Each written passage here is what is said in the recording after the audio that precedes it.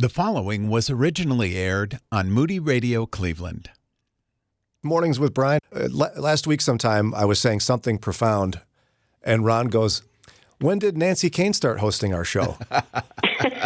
Because I said something, quoting her, actually. Yeah. She is our friend, regular contributor. She's in the midst of a series with us on the spiritual transformation of Peter.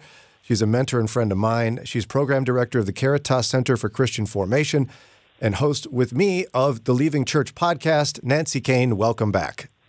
Well, good to be with you guys. He really said that to me. He was like, "Oh, when did Nancy start hosting?" Ha ha. You're quick, Ron. You're quick. Thank you. And you know, I love what Jesus does through you in the lives of others, including me. And so I just love the series, too, the spiritual transformation of the Apostle Peter. We talked already about his three callings. We talked about how he was trained by Jesus throughout the Gospels. And today you want to talk about the refiner's fire, Peter's character addressed. Okay, right, so that must have been hard for him. Yes, and I think it's the turning point for all of us in our lives, that there's a sense of, following Jesus, and there's great things happening, and there's blessings, and you see answers to prayer. And then there comes a time where the Lord starts working on our character and, in a sense, digging deeper into the things that have not been transformed yet. And that's what we see here happening in this next stage with Peter. Now, in your experience as you disciple people in your program, is there times when people kind of say no to that refining fire? Oh, yes, we can always say no. We can always say no. And I think we can say no in a lot of ways. Maybe not an obvious, "Lord, I don't like this, I'm not going there," but more in terms of preoccupying ourselves, getting busy, not spending as much time in prayer, avoiding that quiet space with the Lord. There's just a lot of ways we can say no to him, and that's a really important point, that we always have that. The one thing we have control of in our lives is the ability to say no. And, I'm sure someone's listening saying, "Well, Nancy, I didn't say no. I mean, I don't lie. I don't smoke. I don't chew. I don't go with girls who do. I don't do any of that. So I am refined." Right. Well, I think Oswald Chambers says it well. Anything has not been touched by the hand of God, even our most noble qualities, has no eternal significance. Oof. And I think that's just a really powerful point that he's making, that everything in us needs to be refined, needs to be touched by him in order that he can transform us into his image. And we often measure ourselves by our own standards rather than allowing God to measure us by his standards. So then how do we know if we've been refined at all? I think we look at the scriptures, and also we know, I think the litmus test with that is, have we had a season of conviction from the Lord in terms of where he's shining the light on character qualities, and we're finding ourselves being moved to confession and repentance. I think that's really critical. If it's been a long time that you haven't felt any need to confess anything, you have to ask yourself if you're really listening, because he is pure light, love, and truth, and wants us to become like him. Yeah, and it's so easy to slip into that, though. I know I had that season, like I think most people do, where you're reading the scriptures and suddenly you're picturing yourself as all the heroes in all the stories, Right. You're like, "Oh, I'd be David. You better believe it." Yeah, slaying all the giants. Well, as well as I think we can fall into comparison. Someone falls into sin and we go, "Oh, phew, too bad for them and good for me that I'm not there." And that's just a dangerous way of looking. We always must look at deeply in terms of who Jesus is, as well as let the scriptures get a hold of us to burrow into those places in our soul where we're not refined yet. And I think it is so profound when you realize that even though Peter was living alongside Jesus for a long period of time, he still needed to be refined. Yes, and I think that there's something curious. Well, I think it's true for all of us, but I also think there's something curious about it. I think that the Lord develops in us, expands our soul so that we we receive his love and can be assured of how much we are loved by him. And then I believe, and I think we can prove this from Scripture, but I think then he starts conviction.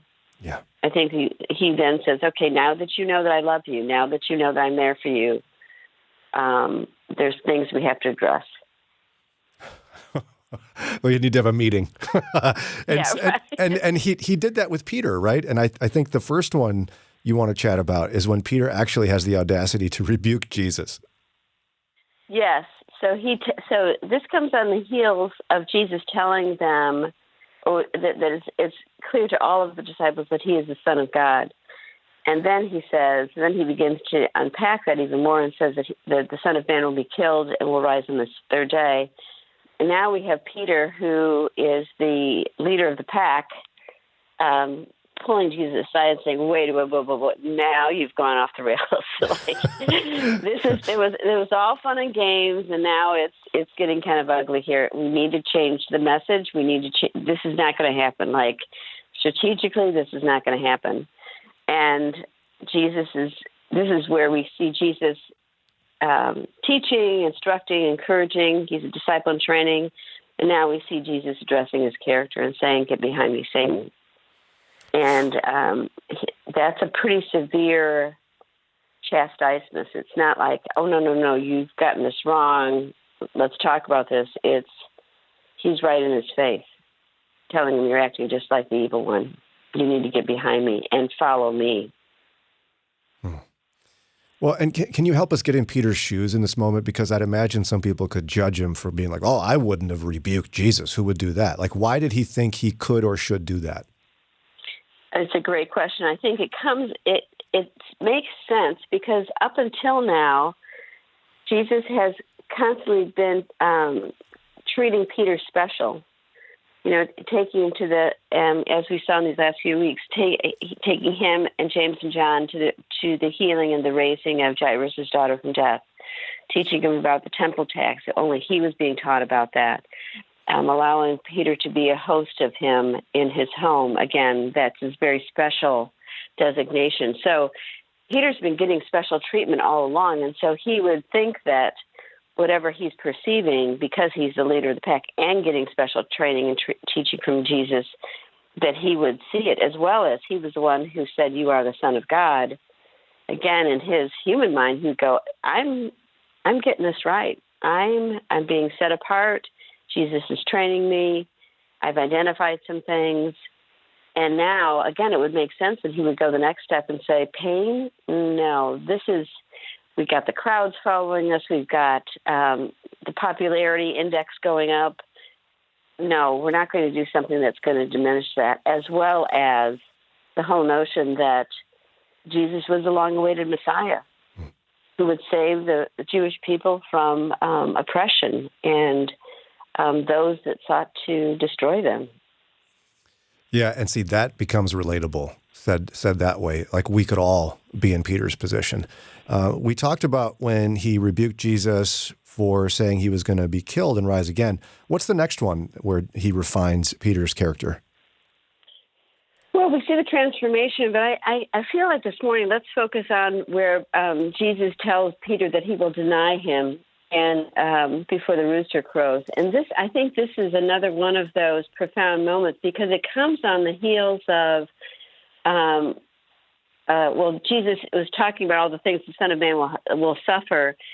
And Peter says, even if all fall away on account of you, I will never. So again, this kind of strong, confident, I've got this, Jesus, I know what I know. And then that's when Jesus says, truly, I tell you, this very night before the rooster crows, you will disown me 3 times. And then his response is, even if I die with you, I will never disown you. And all the disciples said the same. And I think this interaction had to be unsettling for Peter of, wait a second, I'm telling you that even if everybody leaves you, I will never leave you. And Jesus is saying, yes, you will. Yes, you will. And I think that's, I can't imagine the level of intimacy and distress at the same time that was going on between the two of them, because you have a strong love relationship that's developed. And now Jesus is saying, everything that you're saying is actually not true.